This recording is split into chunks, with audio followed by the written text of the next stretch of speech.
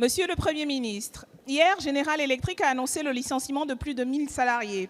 Des milliers d'emplois indirects vont également être touchés. Cette décision, rendue publique 2 jours après l'élection européenne, dévoile la duplicité de la multinationale états-unienne et la complicité de votre gouvernement dans cette opération. Emmanuel Macron porte l'entière responsabilité de ce désastre. C'est lui qui a organisé la vente d'Alstom à General Electric. Vente justifiée par des mensonges et qui s'est déroulée dans des conditions tellement problématiques qu'un signalement à la justice a été fait en janvier dernier pour des pratiques qui pourraient s'apparenter à, je cite, un pacte de corruption. C'est aussi son conseiller lors de cette vente, le haut fonctionnaire Hugues Bellet, qui a été nommé en avril dernier à la tête de General Electric France pour mettre en œuvre le plan de restructuration. Bel exemple de pantouflage et de conflit d'intérêts que votre loi de casse de la fonction publique va favoriser. Le groupe états-unien, quant à lui, n'a respecté aucun de ses engagements, notamment en matière de création d'emplois. Ces suppressions relèvent bien plus d'une logique de prédation financière que d'une logique industrielle. Champion de l'évasion fiscale, General Electric ne paie pas d'impôts en France alors que l'activité gaz reste la plus rentable de la branche.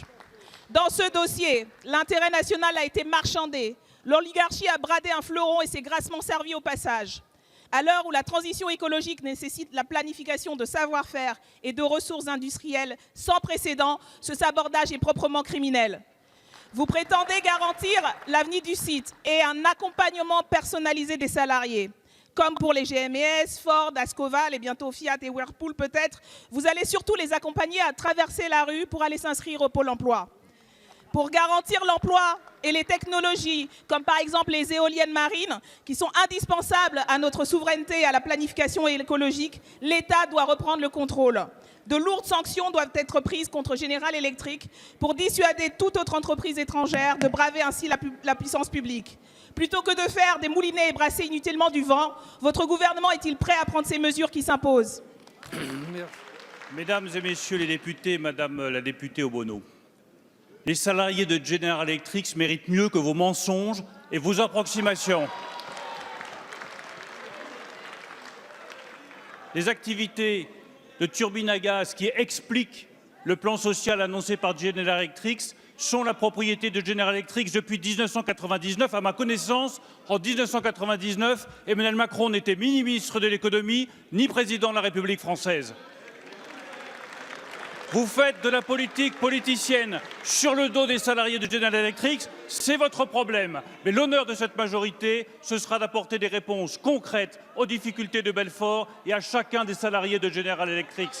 Choisissez votre camp. Vous choisissez le camp du populisme, nous choisissons le camp de la responsabilité. J'aurai le président de General Electric demain au téléphone et je lui demanderai d'améliorer son plan social. J'ai eu les élus locaux de Belfort au téléphone depuis hier soir pour travailler avec eux à des solutions constructives et je rends hommage aux élus locaux qui, eux, ont le sens des responsabilités.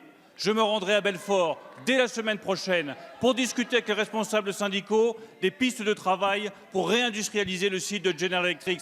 Oui, il y a des perspectives dans l'aéronautique, dans le grand carénage, dans la rénovation des centrales et évidemment dans la question des énergies renouvelables sur lesquelles je suis persuadé que les salariés de General Electric auront des réponses à apporter, notamment dans l'hydrogène.